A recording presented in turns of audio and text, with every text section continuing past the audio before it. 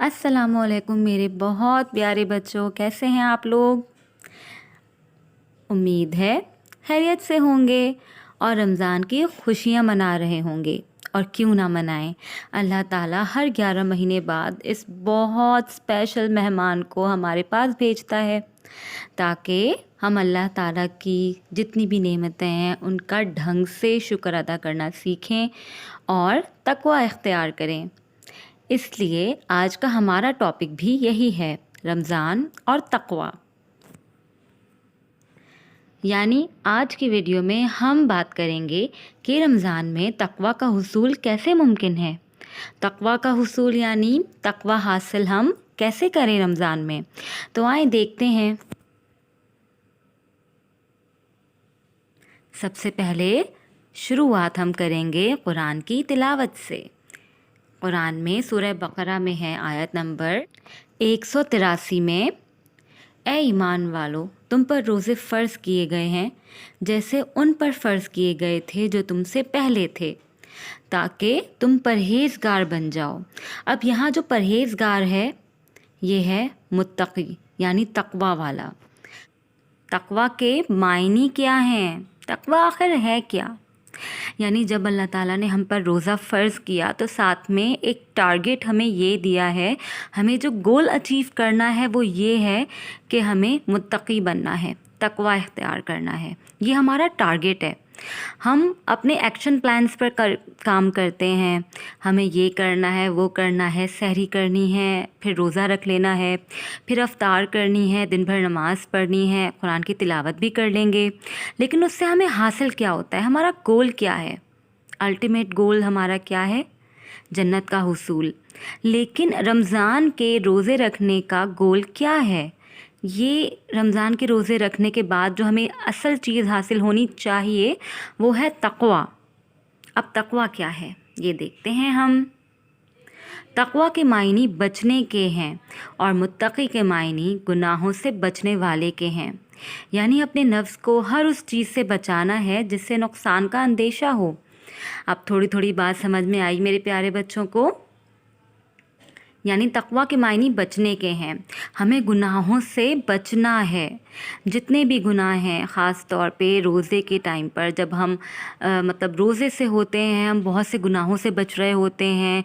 कुछ बच्चों को चोरी छुपे कुछ खाने की आदत होती है तो वो नहीं खाते, झूठ बोलने की आदत होती है और लड़ाई झगड़ा करने की भी आदत होती है। लेकिन जब रोज़े से होते हैं तो क्या करते हैं, नहीं नहीं मैं रोज़े से हूँ, मैं झगड़ा नहीं करूँगा, मैं गलत बात नहीं करूँगा, है ना, इस तरह से होता है ना। तो यानी तक़वा अगर आपके अंदर है तो आप बहुत सारी बातों से अपने आप को बचाते रहेंगे, वो बातें जो अल्लाह ताला को पसंद नहीं हैं। अल्लाह की हर वक्त की ऐसी याद जो उसकी अताअत को आसान बना दे और नाफरमानियों से रोक दे। कुरान में है, ए ईमान वालों, अपने आप को और अपने घर वालों को आतिश जहन्नुम से बचाओ। यानी अपने आप को भी बचाओ और अपने घर वालों को भी बचाओ। ऐसा कोई काम ना करो जिस पे अल्लाह ताला गज़बनाक हो।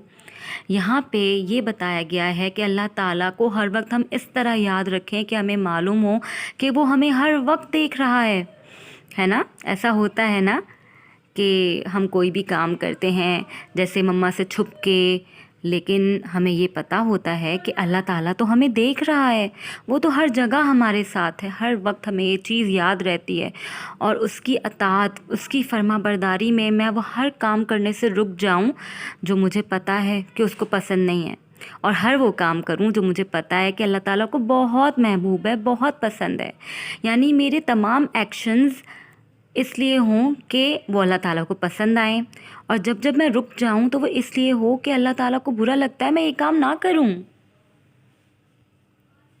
गुनाहों को छोड़ने और नेकी के काम करने पर तबीयत का माइल होना। सूरह बकरा में है, जो हमने तुम्हें दिया है उसको मजबूती से पकड़ो और जो कुछ उसमें है इससे नसीहत हासिल करो ताकि तुम मुत्तकी बन जाओ।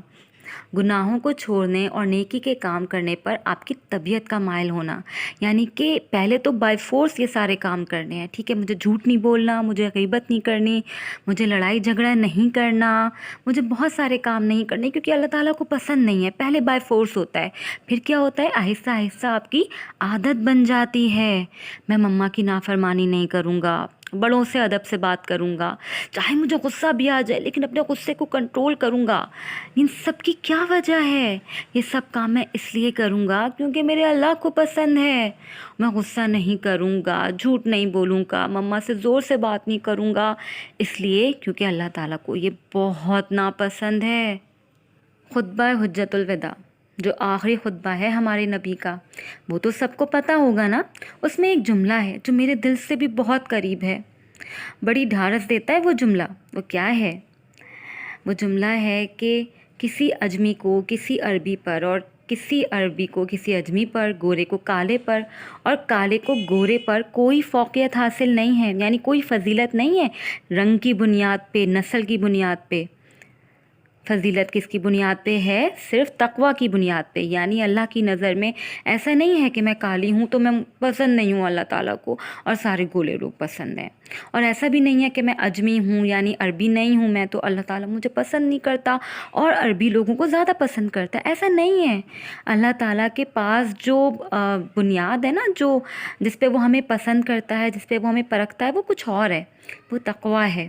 یعنی وہ انسان اللہ تعالیٰ کو بہت محبوب ہیں جو اللہ کی خاطر، اللہ کے ڈر سے، اللہ تعالیٰ کی محبت میں تمام کام کرتے ہیں، اچھے کام وہ اللہ تعالیٰ کی محبت میں کرتے ہیں۔ روزے کی فرضیت کا مقصد جو اللہ تعالیٰ نے بتایا ہے وہ یہی ہے کہ تم گناہوں سے بچ جاؤ، یعنی متقی بن جاؤ۔ یہ تو ہم نے بار بار ڈسکس کیا ہے کہ روزے کا جو مقصد ہے، جو اس کا گول ہے، وہ یہی ہے کہ ہم متقی بن جائیں۔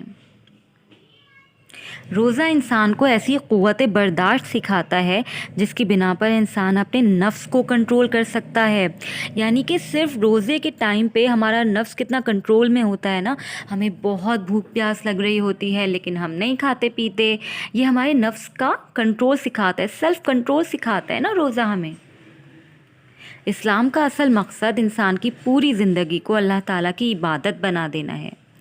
انسان عبد یعنی بندہ پیدا ہوا ہے اور عبدیت یعنی بندگی اس کی عین فطرت ہے، اس لیے عبادت یعنی خیال و عمل میں اللہ کی بندگی کرنے سے کبھی ایک لمحے کے لیے بھی اس کو آزاد نہیں ہونا چاہیے۔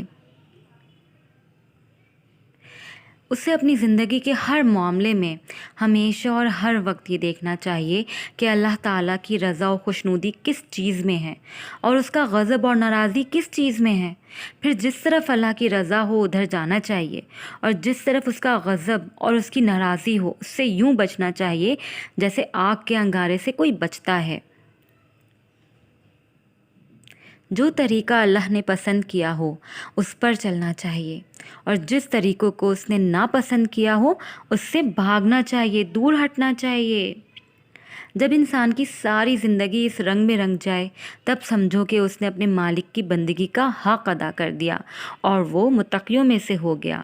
قرآن میں ارشاد کرتا ہے نا اللہ تعالیٰ، میں نے جنوں اور انسانوں کو اس کے سوا کسی کام کے لیے پیدا نہیں کیا کہ وہ میری بندگی کریں، یعنی کہ اللہ تعالیٰ نے ہم تمام انسانوں کو اور جنوں کو اپنی عبادت کے لیے پیدا کیا ہے۔ نماز، روزے، حج، زکوٰۃ کے نام سے جو عبادتیں ہم پر فرض کی گئی ہیں ان کا اصل مقصد اسی بڑی عبادت کے لیے ہم کو تیار کرنا ہے، یعنی ہماری نماز، روزہ، حج، زکوٰۃ ہمیں الٹیمیٹ گول کی طرف لے کے جانے والے ہوں، یعنی کس کی طرف لے کے جانے والے ہوں؟ اللہ کی طرف، اس کا تقوی بڑھانے والے ہوں، ہمارا تقوی بڑھے، یہ تمام عبادات ہمارا تقوی بڑھائیں۔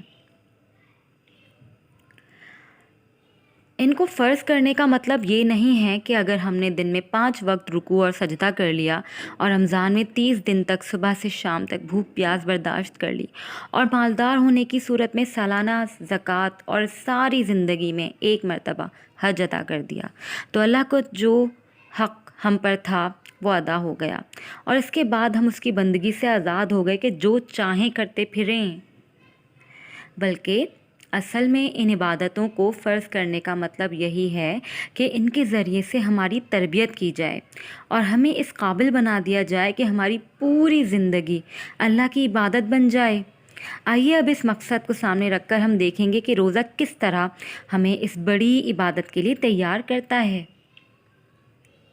جب ہم روزے رکھتے ہیں اور اس میں چوری چھپے کچھ کھاتے پیتے نہیں ہیں، سخت گرمی کی حالت میں بھی جب کہ پیاس سے حلق خشک ہوتا ہو، پانی کا ایک قطرہ حلق سے نیچے نہیں اترنے دیتے، شدید بھوک کی حالت میں بھی جب کہ آنکھوں میں دم آ رہا ہو، کوئی چیز کھانے کا ارادہ تک نہیں کرتے، سوچیں ہمیں اللہ تعالیٰ کے عالم الغیب ہونے پر کتنا ایمان ہے۔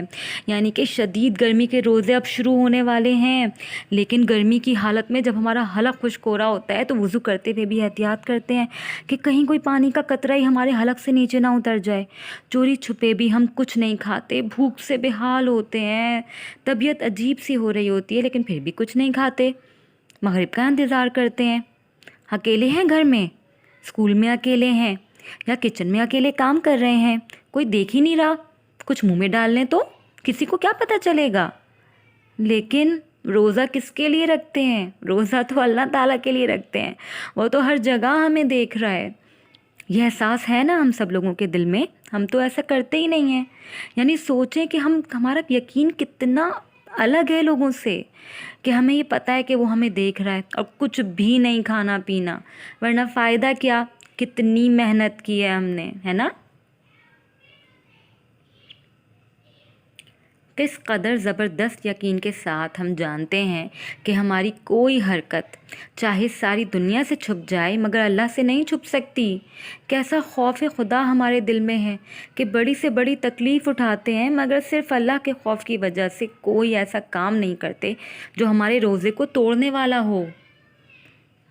کس قدر مضبوط یقین ہے ہمیں آخرت کی سزا و جزا پر کہ مہینے بھر میں ہم کم از کم 360 گھنٹے روزے رکھتے ہیں اور اس دوران میں کبھی ایک لمحے کے لیے بھی ہمارے دل میں آخرت کے متعلق شک کا شائبہ تک نہیں گزرتا۔